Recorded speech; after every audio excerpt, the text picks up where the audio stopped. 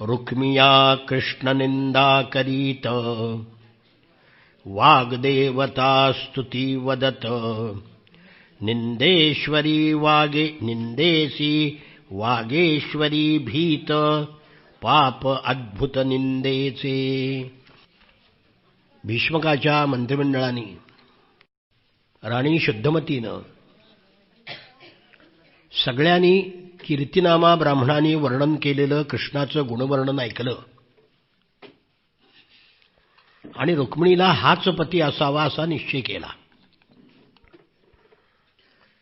पण भीष्मक राजाचा जो थोरला मुलगा रुक्मी तो कृष्णाचा शत्रू होता. शिशुपाल, वक्रदंत, जरासंध यांचा मित्र होता. म्हणजे कृष्णाचे जे शत्रू होते त्याचे मित्र होते. त्याला हा विवाह मान्य नव्हता.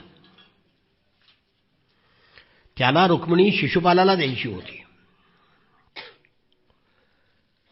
कृष्णस्मरणाने उमलणाऱ्या रुक्मिणीच्या मनरूपी कमलाला शोकाने मिटवून टाकणारा तो शोककाल होता.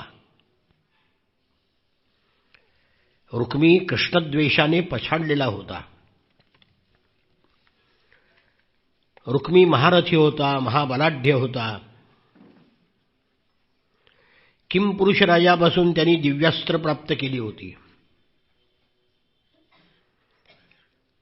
कंसाला मारल्यापासून रुक्मी कृष्णाचा द्वेष करीत होता. तो रागारागाने भीष्मक राजाला वडिलांना म्हणाला, कृष्णाशी शरीर संबंध. दुसरा अध्याय. हातव बोलची अबद्ध, वडीलपणे घेतला छंद, बुद्धिमंद म्हातारा. काय म्हणले, कृष्णाशी संबंध, विवाह संबंध करायचा, हे बोलणंच तुमचं असंबद्ध आहे, अबद्ध. पण काय करायचं, आमच्या वडिलांनी तो छंद घेतलाय, रुक्मिणी कृष्णाला देणार, रुक्मिणी कृष्णाला देणार. आमच्या म्हाताऱ्याला काही कळत नाही. प्रत्येक पोराचं एकमत असतं याच्यावर, आमच्या बापाला काही कळत नाही. आणि मुलींचं एकमत असतं, आमच्या आईला काही कळत नाही. मग ती मुलगी जेव्हा आई होते तेव्हा तिच्या मुली तिला अशाच म्हणतात, तिला काही कळत नाही म्हणून. म्हणून रुक्मिणी निंदा केली. तो म्हणाला, काय रुक्मिणी, तुम्ही कृष्णाला देणार? जगातले सारे क्षत्रिय राजे नष्ट झाले काय? तुम्ही गवळ्याशी सोयरीक करणार? कृष्णाशी सोयरीक नये कामा, हे काय कळले नाही तुम्हा. सखा मारिला अहम माना, तो काय आम्हा धड होईल. अरे ह्या कृष्णाने म्हणले स्वतःचा सख्खा मामा मारला आणि असा जावे शोधून काढला. बाबा साठी बुद्धी नाठी होते म्हणतात ते खरं आहे. तुम्हाला गवळी कसा पटला? आपण सोमवंशीय क्षत्रिय कुलावतंस, छत्र चामर मंडित सार्वभौम राजे, आणि कृष्ण सामान्य गवळी. कृष्णाच्या वंशाला राज्याचा अधिकार नाही. अशा करंट्याला मुलगी देण्यापेक्षा विहिरीमध्ये का ढकलत नाही? शिऱ्याचा नैवेद्य कोणी घोबडाला दाखवतो का? बाबा तुमची बुद्धी भ्रष्ट झाली आहे. हे लग्न हा वर बीर माझ्यावर सोपवा. तुम्ही निवांत हरिहरी करत बसा. रोज आपलं भागवताला जाऊन बसा तिथे जाऊन. हे ऐकल्यावर भीष्मक राजा म्हणाला, अरे रुक्मी, काय भलतंच बोलतोस? ज्याच्या कृपेनं यक्ष धनपती झाला त्याला तो भिकारी म्हणतोस? अरे पृथ्वीवरील सर्व राजांची छत्रचामर ज्याच्या नुसत्या कटाक्षाने उडून जातील त्याला तू सिंहासन नाही म्हणतोस. अरे अनेकाची गेलेली सिंहासनं त्यांनी परत मिळवून दिलीत. तो राजाचाही राजा आहे. शक्ती, बुद्धी, पराक्रम, तेज हे पाहिलं असताना त्याच्या तोडीचा एकतरी महापुरुष जगामध्ये आहे का? आणि तू त्यांची निंदा करतोस.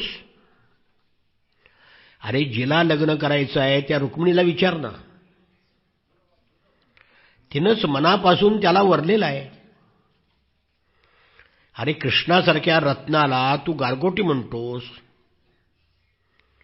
सिंहाला कोल्हा म्हणतोस.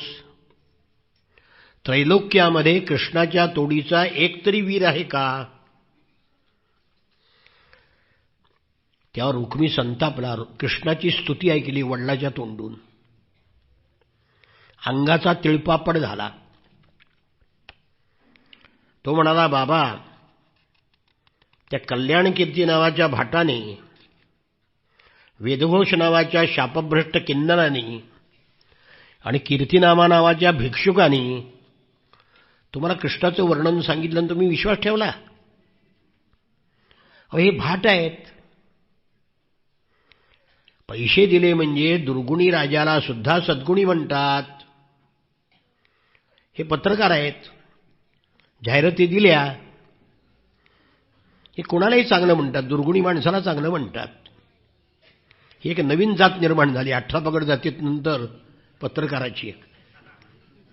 विकत मिळते. तुम्ही खोट्या स्तुतीवर भाळू नका.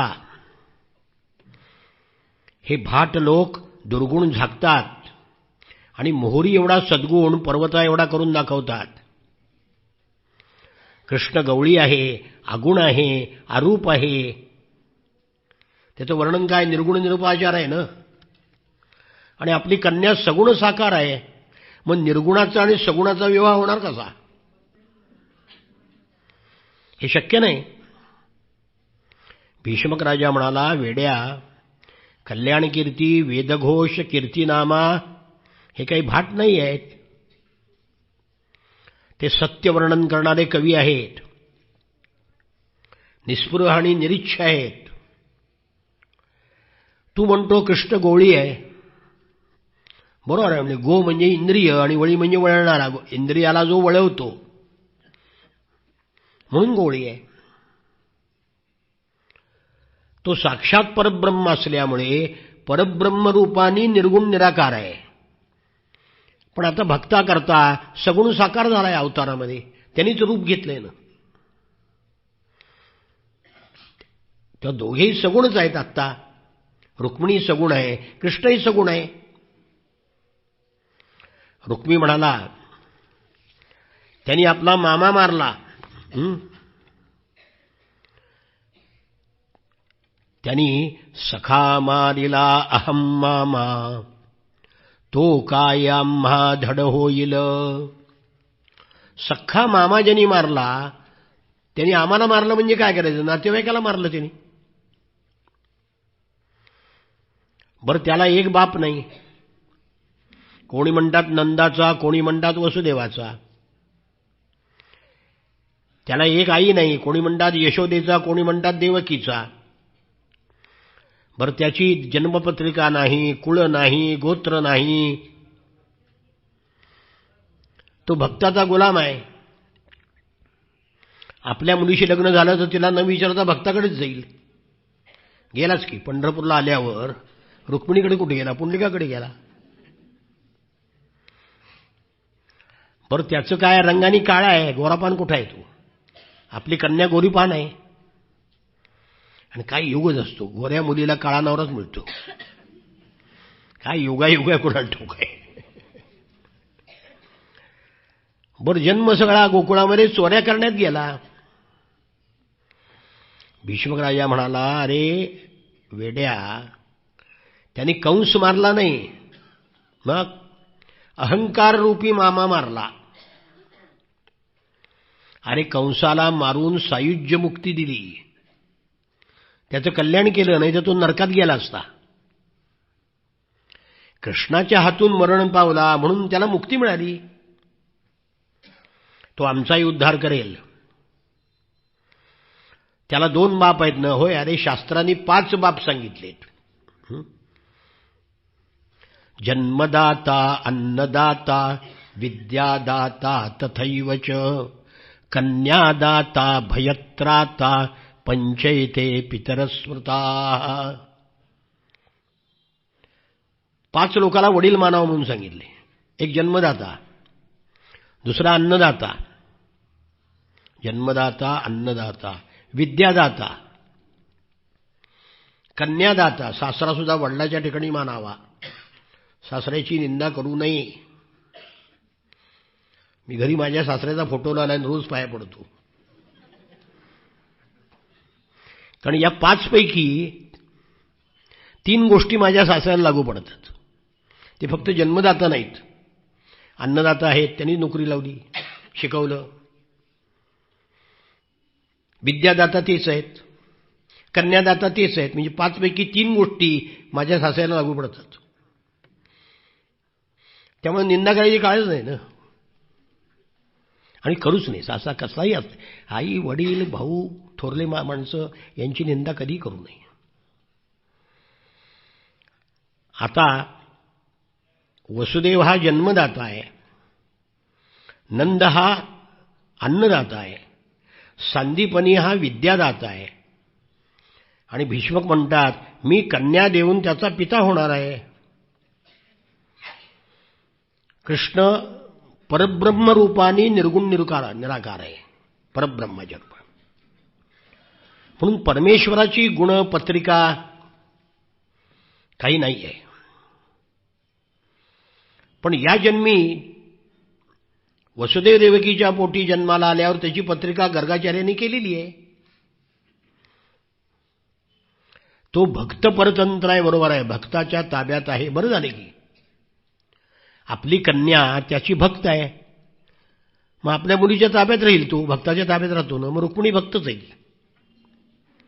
तिच्या मुठीत राहील. बरं झाले की त्यांनी म्हणली चोऱ्या केल्या. अरे कशाच्या चोऱ्या केल्या? दुधाच्या, दह्याच्या, लोण्याच्या. दूध, दही, लोणी घरातल्या पदार्थावर पहिला अधिकार मुलांचा आहे. चोरून खाणं त्यांचा अधिकारच आहे. आईनं त्याला नाही दिलं तर ते चोरून खाणारच, बिघडलं कुठं.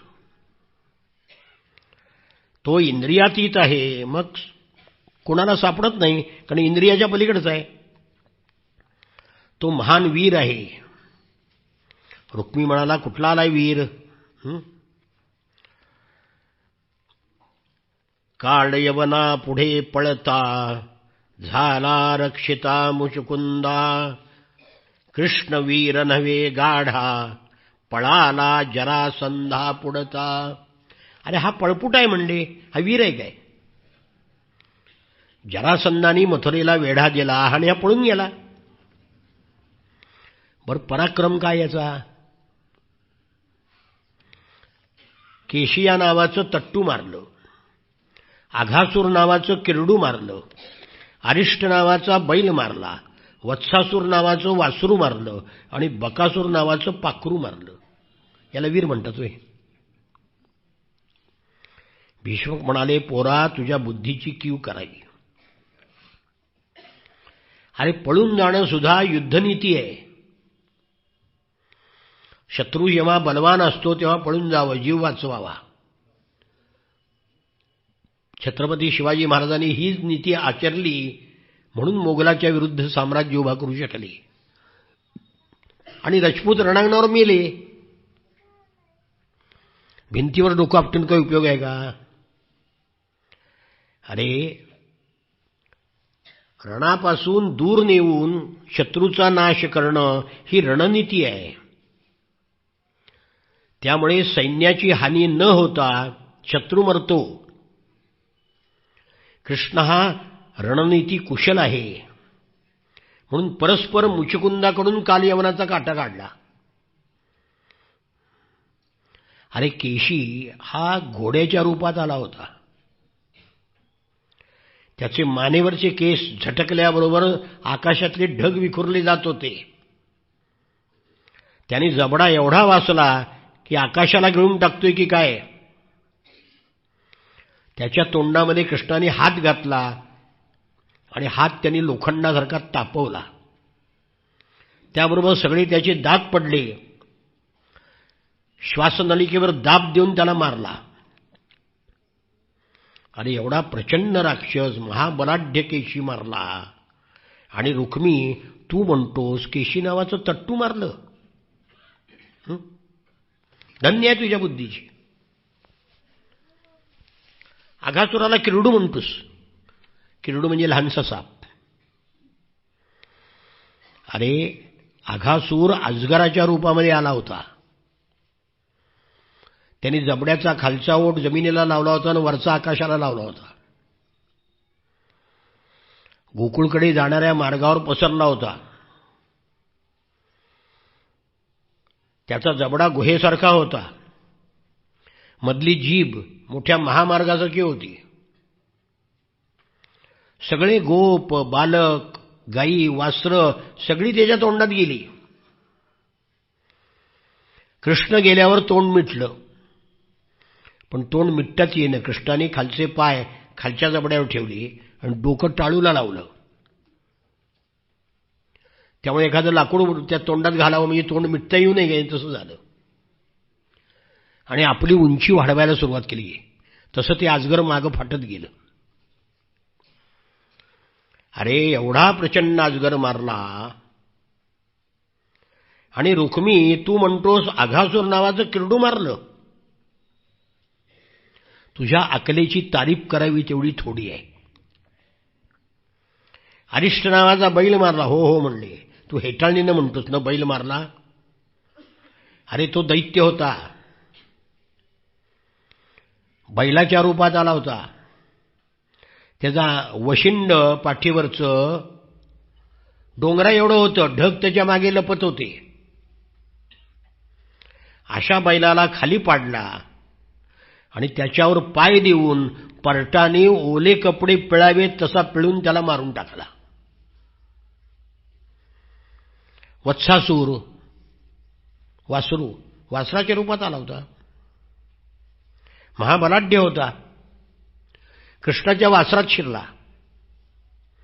कृष्णाने त्याला ओळखलं. त्याचे मागचे 2 पाय पकडले आणि त्याला गरगर गरगर फिरवून कवठाच्या झाडावर आपटला. बकासूर बगळ्याच्या रूपात आला होता. त्यांनी कृष्णावर झडप टाकली आणि त्याला गिळून टाकलं. पोटात गेल्यावर कृष्णाने आपल्या अंगातून अग्नी प्रगट केला. त्याला आतमध्ये जळायला लागलं ते. म्हणून त्यांनी कृष्णाला बाहेर टाकला. मग कृष्णाने त्याची चोच पकडली. दोन्ही हाताने चोचेचे 2 भाग धरले आणि लव्हाळ्याची काडी फाडावी तसा फाडून त्याला फेकून दिला. ते काय सामान्य पाखरू होतं काय? हा रुक्मी एवढं मात्र खरं की अमित पराक्रमी कृष्णापुढे वत्सासूर म्हणजे वासरू होतं, केशी म्हणजे तट्टू होतं, बकासूर म्हणजे पाखरू होतं. अरे सगळे राक्षस म्हणजे कृष्णापुढे चिलटं होती. रुक्मी म्हणाला तुम्ही त्याची व्यर्थ तारीफ करू नका.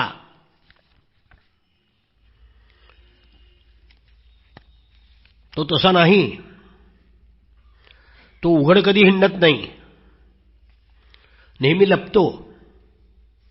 कधी वैकुंठीच्या पहाडावर लपतो, कधी क्षीरसमुद्रात लपतो, कधी शेषनागाच्या पाठीवर लपतो. समोर संकट पाहिलं की रूप पालटतो. कधी मासा होतो, कधी कासव होतो. हिरण्यकशिपूसारख्या बलाढ्य राक्षसाला पाहिल्यावर नरही नाही आणि सिंहही नाही असं मिश्र रूप धारण करतो. खांबामध्ये गुरगुरतो. त्या बळीराजाने याला द्वारपाल केला, दरवाजावर उभा केलाय. याच्या गळ्यात पट्टा बांधलाय शिपायाचा. ज्यानं त्याला त्रैलोक्य दान केलं त्या बळीराजाशी यांनी कपट केलं. अहो, एका अवतारात तर त्यांनी आपल्या जन्मदात्या आईला मारलं, परशुराम, आणि स्वतःच रडायला लागला, आई आई आई म्हणून. आणि पुढच्या अवतारात विचारायलाच नको, माकडं गोळा केली म्हणली. 18 पद्म वानर दळ गोळा केलं, मरकटी लिल्या केल्या, आणि आता गवळी झालाय, गोपीना बघून नाचतो आहे. एकदा तर त्यांनी मोहिनीचं रूप धारण केलं. हा स्त्री पार्टी नट आहे म्हणली, बायकाची भूमिका करणारा, आणि सगळ्या असुरांना ठकवलं, शंकराला मोहित केलं. एकदा यांनी चहाडी केली म्हणून राहू सूर्यचंद्राला ग्रासू लागला. हा भित्रा आहे, पळपुट आहे, स्त्री रूप धारण करणार आहे. अशा कृष्णाला ही कन्या कशी द्यावी? भीष्मक राजा म्हणाला, रुक्मी, अरे कावीळ झालेल्या माणसाला सगळं पिवळं दिसतं, तसं तुला झालंय म्हणजे. अरे तो लपतो, कोणाला लपलेला आहे तो? तुझ्यासारख्या अभक्तांना लपलेला आहे. जे भक्त आहेत ना, त्यांना जळी सळी काष्टी पाषाणी सगळीकडे दिसतो, अणुरेणूत भरलाय तो, तुला नाही दिसणार म्हणले. त्याला भक्त व्हावं लागतं. अरे कृष्णाची मत्स्य कूर्म रूप तू सांगितलीस ना, अरे ते अवतार आहेत. तुझ्यासारख्या दुष्टाला मारण्याकरता आणि सज्जनांचं रक्षण करण्याकरता घेतलेले ते अवतार आहेत. शंखासुराने वेद नेले आणि तो समुद्रात गेला, म्हणून त्याला शोधण्याकरता आणि मारण्याकरता माशाचं रूप घेतलं. समुद्रमंथनाच्या वेळी मेरू पर्वत खचायला लागला, खाली आधार नव्हता, म्हणून कासवाचं रूप धरून त्या मेरू पर्वताला आधार दिला. हिरण्यकशिपूला वर होता की तुला माणसाकडून आणि पशूकडून मृत्यू नाही, म्हणून माणसाचं आणि पशूचं नरसिंहाचं रूप धारण करून त्याला मारलं. बळीराजा महाबलवान होता, त्याला युद्धामध्ये हरवणं अशक्य होतं, पण तो दानशूर होता, त्याचाच फायदा घेऊन त्याच्या दारामध्ये भिक्षा मागितली. पण त्याचा गौरव करण्याकरता द्वारपाल झाला, हे नाही कळलं तुला? परशुरामाच्या अवतारामध्ये आईला मारलं, पण वडिलाच्या आज्ञेवरून मारलं, स्वतः नाही मारलं. वडिलांनी सांगितलं आईला मारा, पण वडील संतुष्ट झाल्यावर काय म्हणले, आईला जिवंत करा. आणि मी मारलं आहे आईला, हे स्मरण राहता कामा नाही, नाही तर आईचं प्रेमच माझ्यावरचं संपल.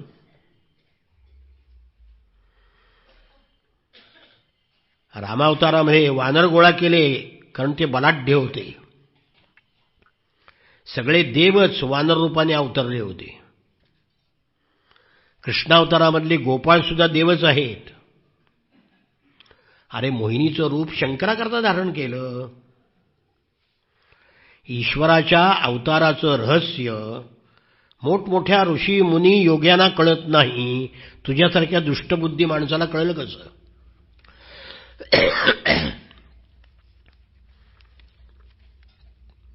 तो म्हणला कृष्णाला सिंहासनाचा अधिकार नाही, त्याला स्वाभिमान नाही का? उष्ट भाजीचं पान खाल्लं. त्याला 2 बाप आहेत, 2 आया आहेत, त्यांना सोडून पांडवाकडे धावत गेला. इतका निर्लज्ज आहे की पांडवाच्या घरी उष्ट काढलं. ते काहीच नाही, त्या भृगु ऋषींनी लाथ मारली तर त्याचं चिन्ह छातीवर हा निलाजरा मिरवतोय. अशा निर्लज्ज माणसाला आपली सुंदर गुणवती मुलगी देणार का? भीष्मकाने गंभीरपणे आणि शांतपणे उत्तर दिलं, रुक्मी, अरे ईश्वरी लीला अतर्क्य आहे, गूढ आहे. तुझ्यासारख्या मूढाला ती समजणार नाही.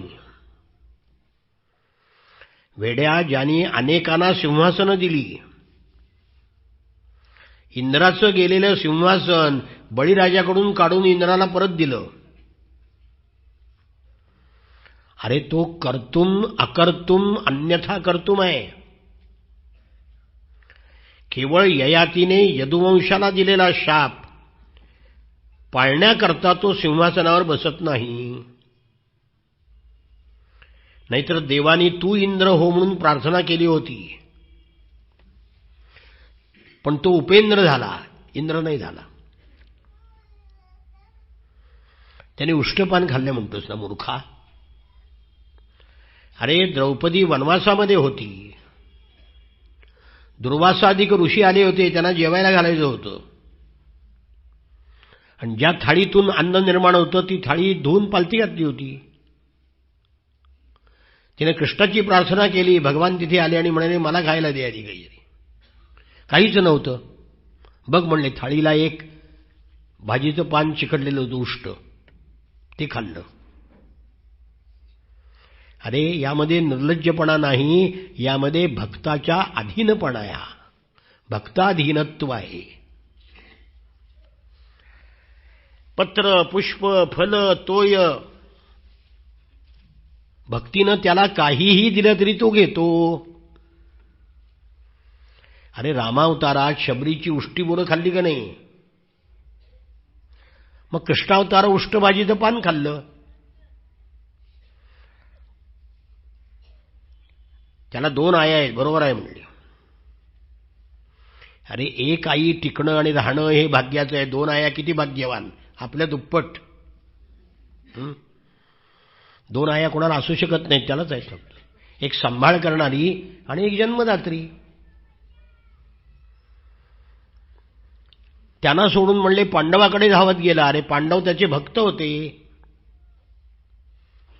त्यांच्या घरी उच्छिष्ट काढलं.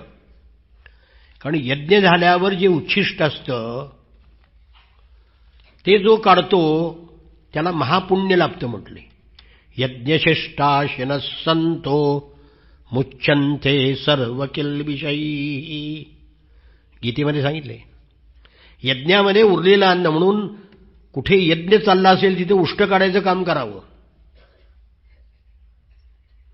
कोणतंही काम करणं कमीपणाचं नाही हे जगाला सांगण्याकरता उष्ट काढले. आणि यज्ञामधलं उष्ट हे अमृत आहे, पुण्यदायक आहे, म्हणून उष्ट काढलं. नुसतं काढलं नाही, खाल्लं सुद्धा. छातीवर त्याच्या भगुऋषीची लाथ आहे. सर्व देवांची सहनशक्तीची परीक्षा घेण्याकरता सगळ्या ऋषीमुनींनी भृगुऋषीला पाठवलं. ब्रह्मदेवाकडे गेले. ब्रह्मदेव आलिंगन द्यायला खाली उतरले. मग बाजूचा नको अशी वाईस तू. ब्रह्मदेव संतापले आणि मारायला उठले. पुन्हा शंकराकडे गेले. शंकरही असंच अपमान केल्यावर त्रिशूळ घेऊन मारायला धावले. ते म्हणजे या दोघाला राग येतो, हे काही श्रेष्ठ देव नाही. ज्याला राग येतो तो श्रेष्ठ नाही. भगवंताकडे आले. ते झोपले होते म्हणून छातीवर लाथ मारली. भगवान उठले. माझी छाती वज्रासारखी कठीण आहे, तुमच्या पायाला दुखापत झाली असेल म्हणून पाय चोळायला लागले. अरे लाथ सहन करणं हा निर्लज्जपणा नाही, मग सहनशक्तीची परमसीमा आहे. त्यावर रुक्मी म्हणाला, बाबा तुम्ही अपराध्याची बाजू चांगली मांडता. कलियुगामध्ये तुम्ही वकील व्हाल बहुतेक, चोर दरोडेखोराच्या बाजू मांडण्याकरता. तुमचा कृष्ण जर एवढा सच्छील आहे, चारित्र्य संपन्न आहे, तर यमुनेमध्ये स्नान करणाऱ्या गोपींची वस्त्र का पळवली? हे वर्तन असभ्य नाही का? शरद ऋतूतील पौर्णिमेच्या रात्री गोपीबरोबर त्यांनी रासक्रीडा का केली? बायकाची वस्त्र पळवणं, त्यांच्याबरोबर रात्री क्रीडा करणं, यालाच जर चारित्र्य म्हणायचं असेल तर बाबा जगातली नीतीच संपली. तुमचं नीतिशास्त्र वेगळं आहे का? भीष्मक राजा म्हणाला, रुक्मी, जशी दृष्टी असेल तशी सृष्टी दिसते. आईला पिणाऱ्या मुलामध्ये काही लोकांना वात्सल्य दिसतं, तर काही लोकांना कामभावना दिसते. म्हणजे लहान मूल सुद्धा आईला कामभावनेने पितं, असं मूर्ख माणूस जगातला महान, ते महान म्हणतात. त्याचं नाव फ्राईड, मानसशास्त्रज्ञ. फ्राईडच्या मानसशास्त्रामध्ये हा मूर्खपणाचा विचार आलेला आहे. रुक्मी, अरे यमुना नदीमध्ये गोपी नग्न स्नान करत होत्या. नग्न स्नान करू नये अशी शास्त्राची आज्ञा आहे, ती त्यांनी मोडली.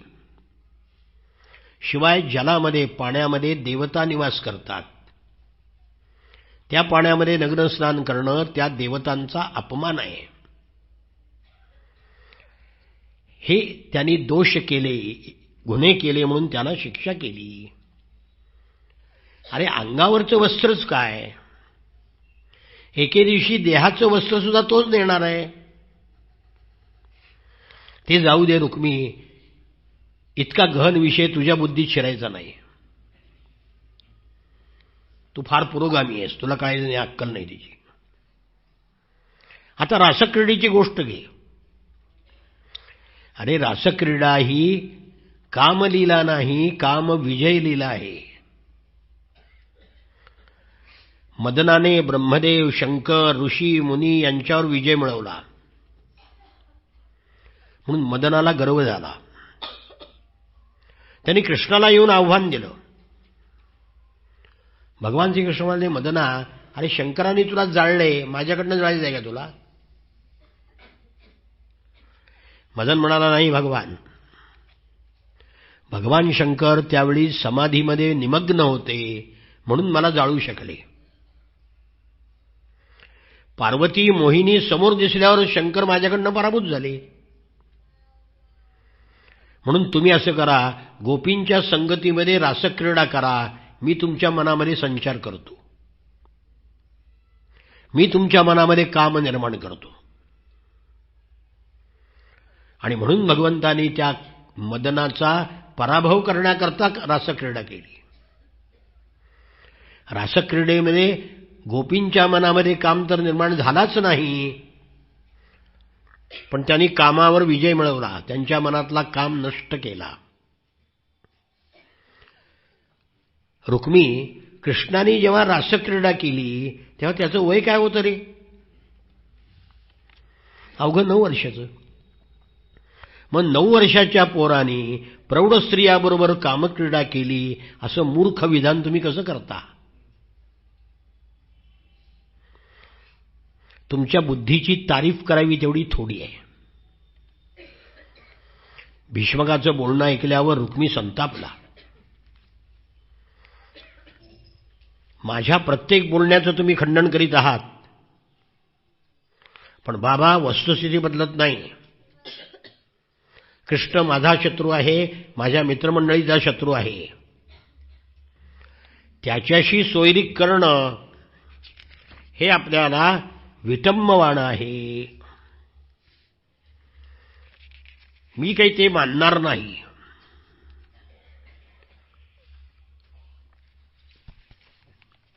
भीष्मक म्हणाले, तुझ्या मनात काय आहे?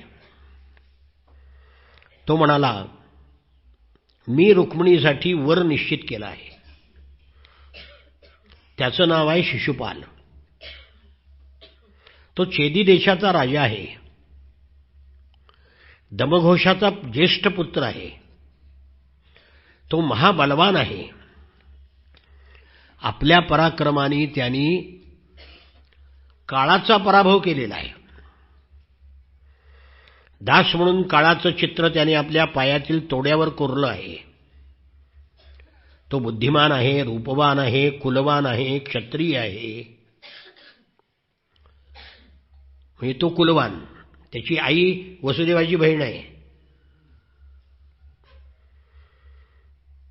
म्हणजे कृष्णाची आत्या आहे ती. मग आत्याचं कुळ मोठं आणि कृष्णाचं कुळ नीच. वा रे वा. तेव्हा आपल्या पराक्रमाने शिशुपालाने सर्व राजांना पाणी पाजलं आहे, म्हणून तोच वर रुक्मिणीला योग्य आहे. भीष्मक म्हणाले, वा रे वा वा वा वा, काय शोधून शोधून रुक्मिणीला देवटावर काढलास. शाण्या, तुला माहित नाही का, अरे कृष्णाचं आणि त्याचं कुळ एकच आहे. शिशुपाल सुद्धा कुठे जन्माला आलाय.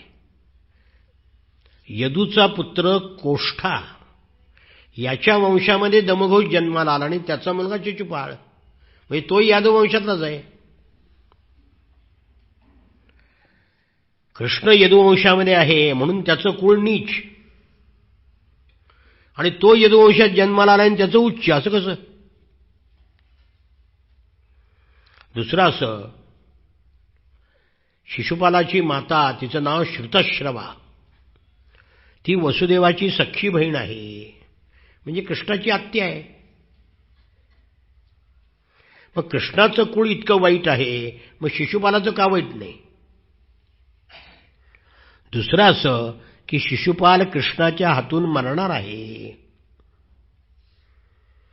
मग आपली कन्या विधवा होईल. मग अशा माणसाला विधवा होण्याकरता कन्या देणं योग्य आहे का. हे ऐकल्यावर शिशुपालाच्या अंगाचा तिळपापड झाला. संतापून तो म्हणाला, बाबा हे धादांत असत्य आहे. कृष्णाच्या हातून शिशुपाल मरणारे कशावरून. तुम्ही काय ज्योतिषी आहात काय. काय बडबडता हे तुम्हाला तरी कळतं का.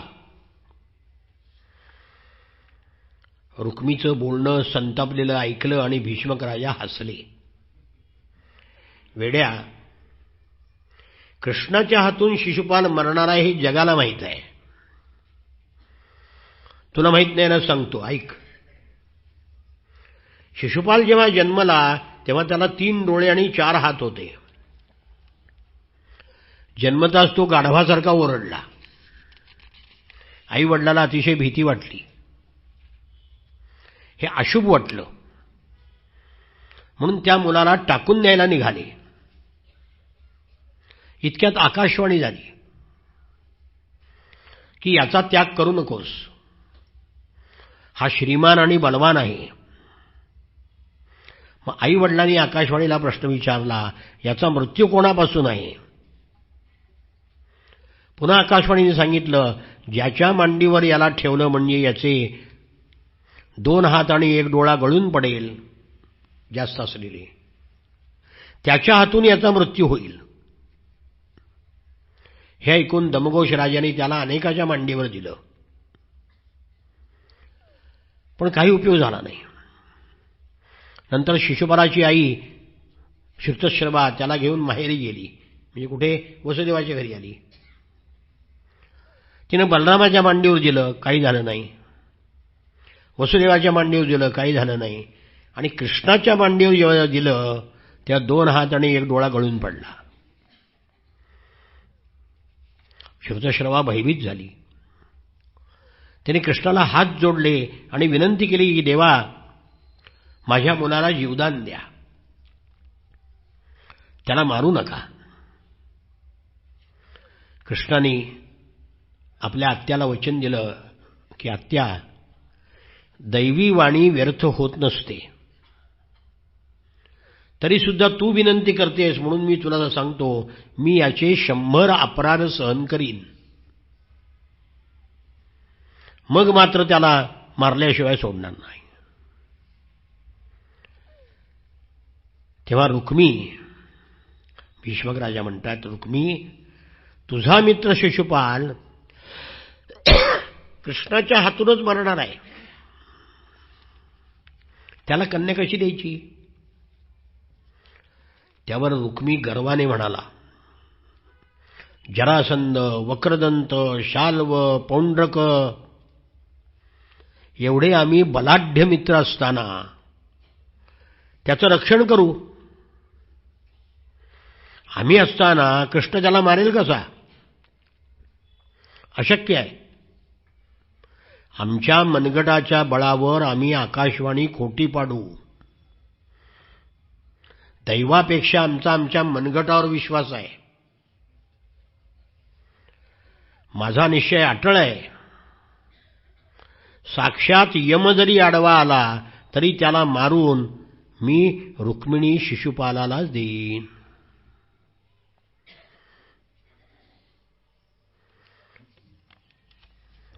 भीष्मक राजा म्हणाला, अरे रुक्मिणी, अविचार करू नकोस. अहंकार, गर्व, मीपणा करू नकोस. अरे अविचाराने संकट येतात. सर्वांचा नाश होतो. आपण धर्म, ज्योतिष, शास्त्र मानणारे आहोत. निदान पत्रिका तरी बघू, शिशुपालाची निधी जमते का. म्हणून दरबारातल्या वेदवेत्या, भविष्य जाणणाऱ्या ब्राह्मणांना पत्रिका पाहायला सांगितलं. कर्मकांड जाणणारे, वेदपठण करणारे, ज्योतिष, गणक यांनी पत्रिका पाहिली, चर्चा केली आणि स्पष्ट सांगितलं की शिशुपालाची रुक्मिणीची पत्रिका जमत नाही. एक नाड येते. हा विवाह अशास्त्रीय आहे आणि शिवाय शिशुपालाच्या पत्रिकेमध्ये लवकर मृत्यूयोग आहे. हे ऐकल्यावर रुक्मी संतापला. वाटेल ते बरळू लागला. ब्राह्मणांना शिव्या देऊ लागला, कारण त्याच्या बाजूनी सांगितलं नाही ना.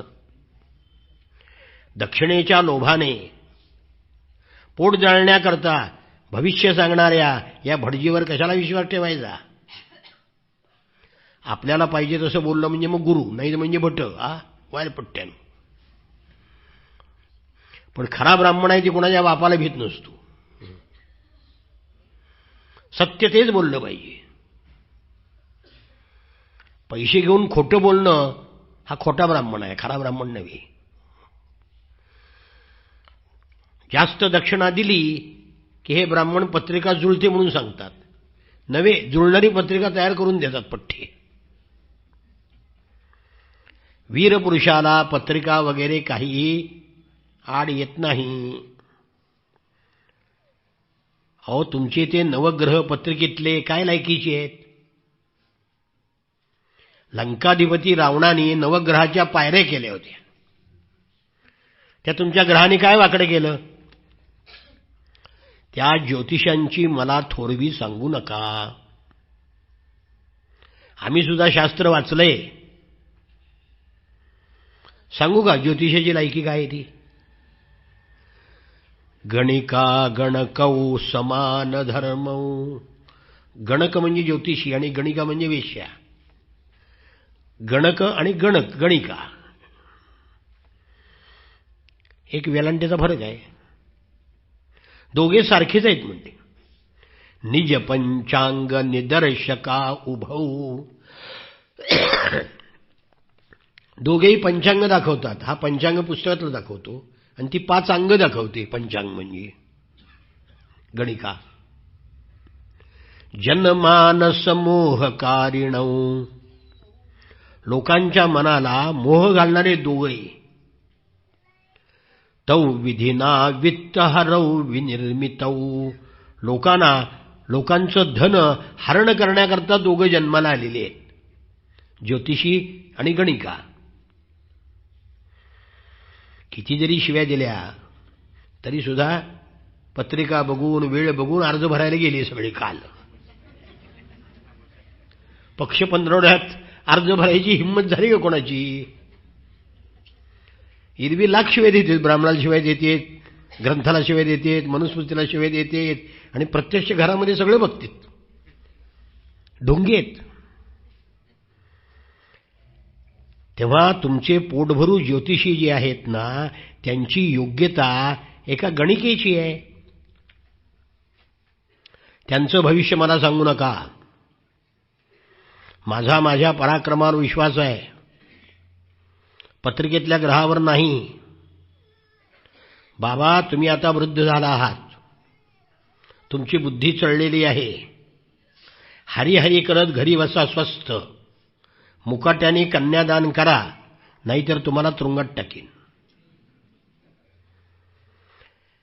रुक्मीचं संतप्त बोल ऐकून भीष्मकाला अतिशय वाईट वाटलं. नाईलाज झाला. बलाढ्य आणि दुष्ट मुलापुढं त्याचं काही चाललं नाही. अहो, दुष्ट पुत्रापुढं वृद्ध पित्याचं काय चालणार. डोळ्यामध्ये अश्रू दाटले.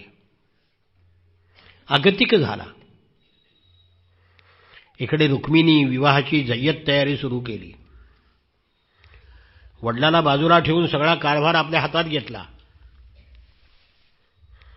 मित्रपरिवारांना, नातेवाईकांना निमंत्रण पत्र लिहिली. सगळ्या लोकांना आणण्याकरता रथ, घोडे, हत्ती, पालख्या, मेणे पाठवले. द्वारकेला ही वार्ता जाणार नाही याची व्यवस्था केली. आपल्याला अनुकूल शास्त्राचं सांगणारे ब्राह्मण बोलावले. सोनार, सराब, जवाहिरे बोलवून अलंकार घडवण्याला सांगितले. देशोदेशीचे कापड व्यापारी, विणकर बोलावले. उंची दरतारी वस्त्र बनवण्याला सांगितले. नगरामध्ये दौंडी पिटवली की घरांना रंग द्या सरकारी खर्चानी, घरं सुशोभित करा, तोरणं लावा, कमानी उभ्या करा. विवाहासाठी सगळं साहित्य उच्च दर्जाचं आणा म्हणून आज्ञा केली. स्वतः जातीनं सगळ्या ठिकाणी पाहू लागला. विवाह समारंभाची तयारी जोराने सुरू झाली. इकडे भीष्मक कन्या राजदुहिता रुक्मिणी अतिशय दुःखित होऊन उसासे टाकू लागली. भीतीनं, दुःखाने व्याकुळ झाली. शिशुपालाशी विवाह होणार ही गोष्ट जिव्हारी जोमली. महालामध्ये जाऊन धाडकन आपल्या पलंगावर पडली. ईश्वर प्राप्त होण्याची वेळ यावी आणि अचानक संकट यावं आणि देव अंतरावा असं तिला झालं. काय करावं ही कळेना. कोणाला सांगावं. हे गुज सांगू माये पाशी, परी साध्य नवे तियेसी, रडू निघेल मोहेसी, मिठी लोभेसी घालूनी. आईला सांगावं तर तीच रडेल माझ्या गळ्यात पडून. समजे ना कोणत्या देवाची उपासना करू, कोणाला शरण जाऊ, कोण्या तीर्थाला जाऊ, कोणत्या देवाला नवस करू. सद्बुद्धीच्या आड कामक्रोध येतात, विवेकाच्या आड गर्व आणि मद येतात, स्वधर्म आचरणाच्या आड आळस येतो. तसं विवाहाच्या आड रुक्मी आला होता.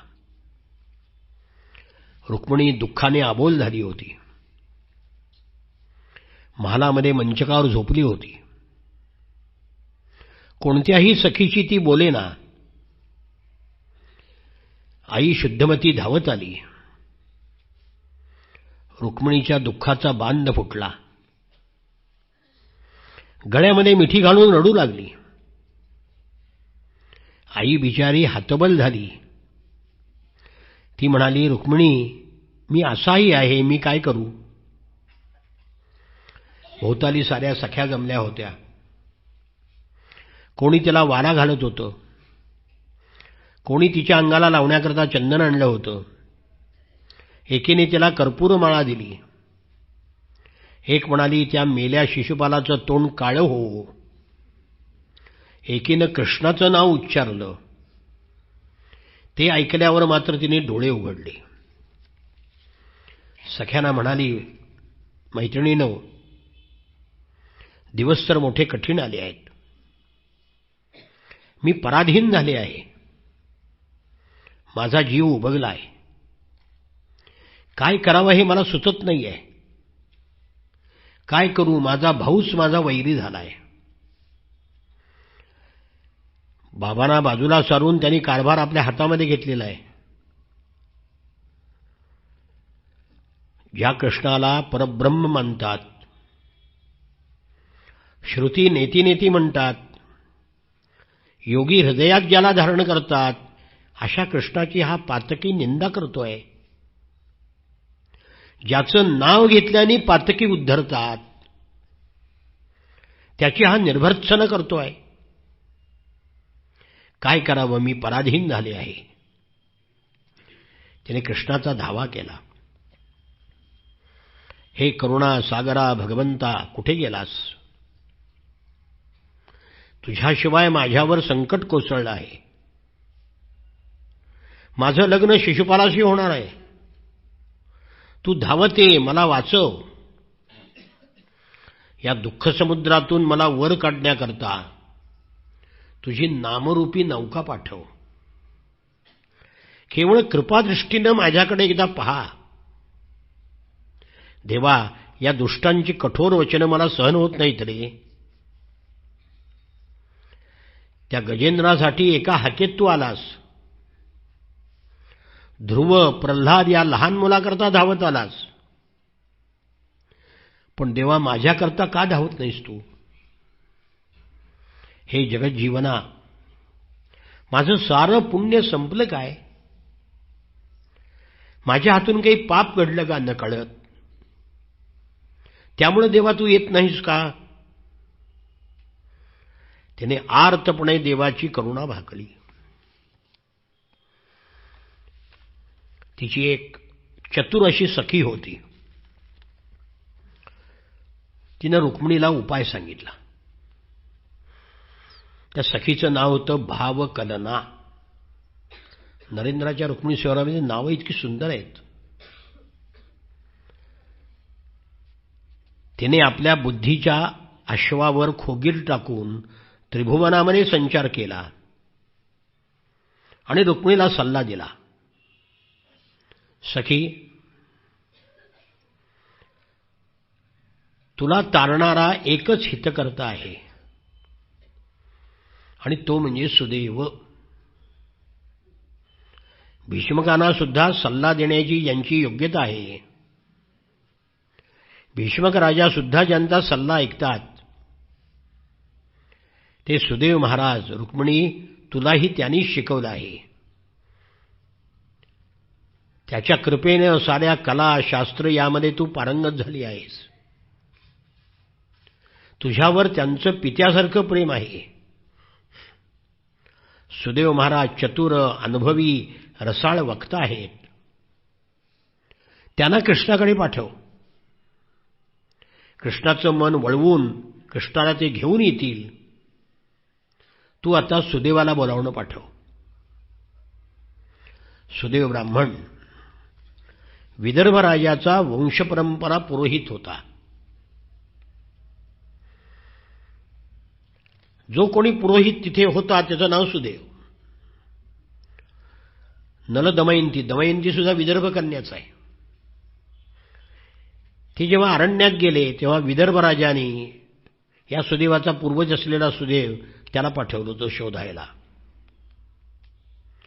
रघुवंशाचा पुरोहित जसा वशिष्ठ, तसं विदर्भ राजाचा पुरोहित सुदैव.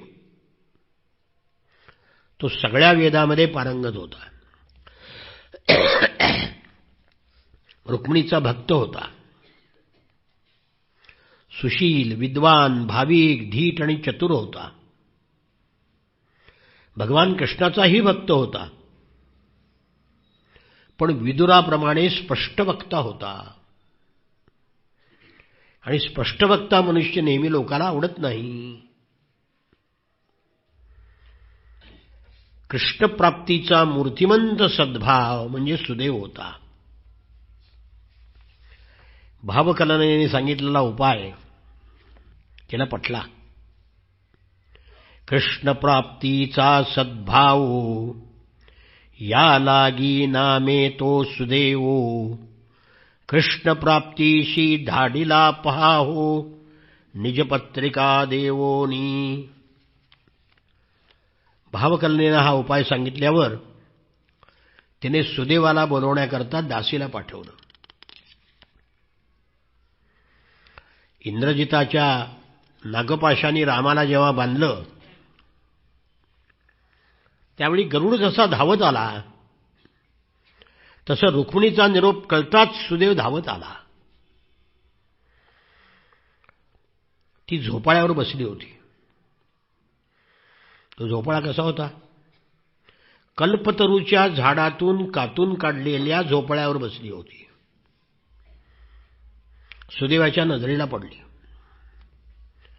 कृष्णप्रेमाच्या ओढीनं ती कृष्णपक्षामध्ये क्षीण झालेल्या चंद्राप्रमाणे वाटली.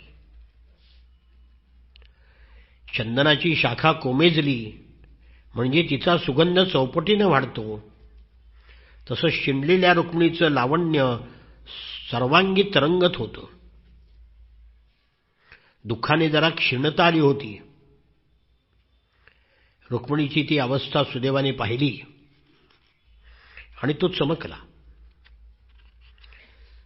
रुक्मिणीने नमस्कार केला. सुदैवाने आशीर्वाद दिला. इच्छित मनोरथ प्राप्तिरस्तु. आणि विचारलं की माते का बोलावलंस?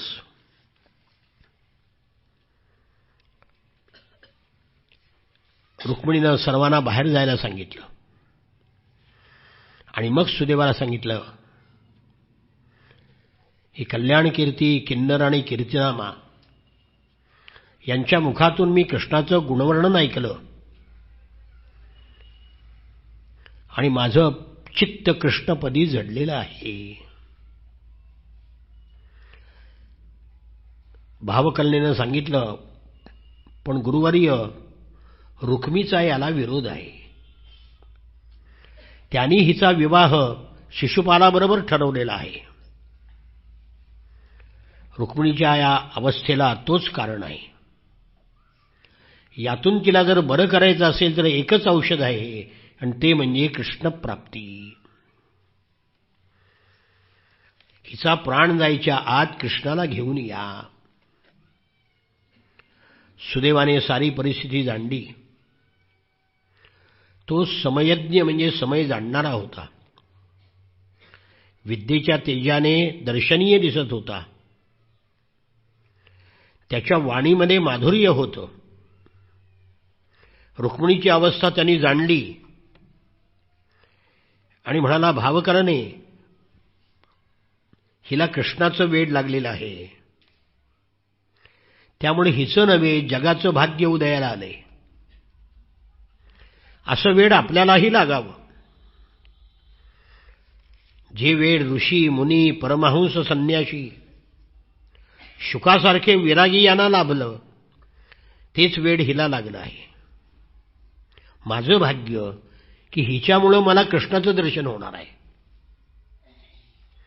हे रुक्मिणी माता माझ्यावर प्रसन्न झाली आहे आणि श्रीकृष्ण दर्शनाचं पारितोषिक मला देत आहे. म्हणून हात जोडून तो रुक्मिणीला म्हणाला, त्यातून योग मज हा घडतो सुदैवे, वंदीन कृष्ण चरणा प्रतिभक्ती भावे. जो पूर्ण ब्रह्म अवतार धरी स्वलीले, तू हे सारे मजवरी उपकार केले. हे रुक्मिणी माते, तुझ्यामुळं मला कृष्णाचं दर्शन होणार आहे. माझ्यावर अनंत उपकार केलेले आहेत. घाबरू नकोस. श्रीकृष्ण त्रैलोक्यनाथ आहेत. शिशुपालादिक राजे त्याच्यापुढे चिलट आहेत. त्यांची भीती बाळगू नकोस. तू भक्त आहेस. तुझी हाक पोचली की तो धावत येईल. गजेंद्राने पशुनी हाक मारली तर तो आला का नाही? मग तुझ्या हाकेला का धावून येणार नाही? तू व्याकुळ होऊ नकोस. मी त्याला आणण्याकरता सर्वस्वपणाला लावीन. कृष्णाला मी जर नाही आणलं तर प्राण देईन. या सच्छील ब्राह्मणाची वाचा कधी खोटी होणार नाही. पण रुक्मिणी, कृष्णाकरता तू एक विनंती पत्र लिहून दे. तुझ्या लिखिताचा जो मान पडेल तो माझ्या बोलण्याचा पडणार नाही. छोटं का होईना तुझ्या हस्ताक्षरातलं पत्र दे. निरोप काय द्यायचा हे मला नीट सांग. रुक्मिणी संकोचली, पण सख्याने आग्रह केल्यामुळं तिनं पत्र लिहिलं. आणि ते पत्र घेऊन सुदेव ब्राह्मण हा द्वारकेला